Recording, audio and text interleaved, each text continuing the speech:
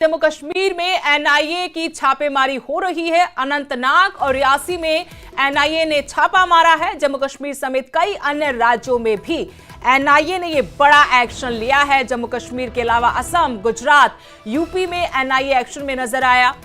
19 जगहों पर छापेमारी एक साथ चल रही है। टेरर फंडिंग का कनेक्शन इसमें सामने आया है, जिसके चलते बड़े स्तर पर यह एक्शन लिया जा रहा है। जम्मू कश्मीर से आपको तस्वीरों के साथ यह भी जानकारी दे रहे हैं कि जम्मू कश्मीर में एनआईए की टीम ने छापेमारी की है। अनंतनाग, रियासी में यहां एनआईए की तरफ से दबिश दी गई है। मेरे सहयोगी अनंतनाग से मुदस्सिर जुड़ गए हैं मेरे साथ। मुदस्सिर, क्या जानकारी है? जानकारी मिल पाई थी कुछ देर पहले कि एनआईए की टीम यहां पर पहुंची हुई है। क्या टेरर फंडिंग का कनेक्शन है?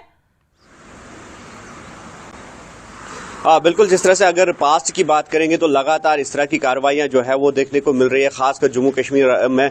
और एसआईए या फिर एनआईए की बात करेंगे तो लगातार ये कोशिश की जा रही है कि जो टेरर रिलेटेड मामला है उनकी तार कहीं न कहीं से जो जुड़े हैं उसको खंगालने की लगातार कोशिश की जा रही है। तो इस सिलसिले में आज सुबह जो है मटन बुमजुआ एरिया है जो कि डिस्ट्रिक्ट अनंतनाग में आता है, तो वहां पर एक रेजिडेंशियल हाउस पे छापामारी अंजाम दी गई। और ऐसा बताया जा रहा है कि आज सुबह सुबह जो एनआईए के जो ऑफिसर्स थे, एनआईए के जो पर्सनल थे, तो उन्होंने इस मकान को घेरे में ले लिया और जम्मू कश्मीर पुलिस और सीआरपीएफ का सहयोग इस रेड में हासिल किया गया। और लगभग ये रेड जो है 10:30 तक यानी कि अभी कुछ देर पहले ही जो ये रेड है वो खत्म हो गए। और 10:30 तक लगातार जो एनआईए के अफसरान थे, एनआईए के जो पर्सनल थे, तो वो इसी मकान में रहे और तलाशी कार्रवाई जो अंजाम दी गई। और ये भी सोर्सेज का कहना है कि जो वहां पर मकीन थे यानी कि जो रेजिडेंशियल हाउस में रहने वाले हैं, तो उनसे लगातार पूछताछ की गई है। और ऐसा बताया जा रहा है कि ये पूछताछ जो है वो अभी भी जारी है और कुछ अफराद को इस सिलसिले में जो है NIA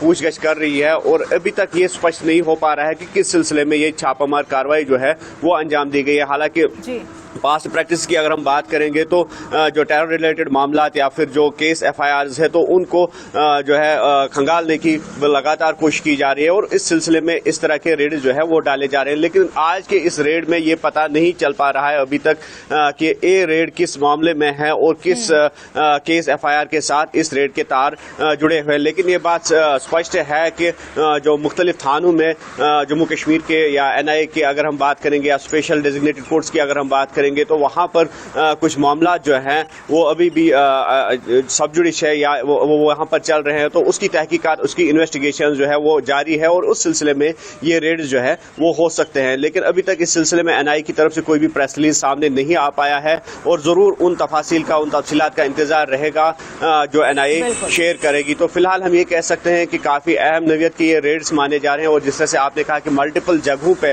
back to back Reds डाले जा रहे हैं और ऐसे में जो जम्मू कश्मीर में इस तरह के रेड्स जो है काफी मान्यता रखते हैं। और अभी कुछ देर पहले ही ये रेड्स जो है खत्म हो गए हैं। और जिस तरह से हमने कहा कि कुछ जो इस मकान में रहने वाले कुछ लोग हैं तो उनसे पूछताछ जो है वो अभी भी जारी है। तो मजीद तफसीलात का इंतजार रहेगा जो ही इस सिलसिले में कोई प्रेस रिलीज सामने आती है। जी शुक्रिया मुदस्सिर, तमाम जानकारी के लिए। हमारे सहयोगी ने जानकारी दी कि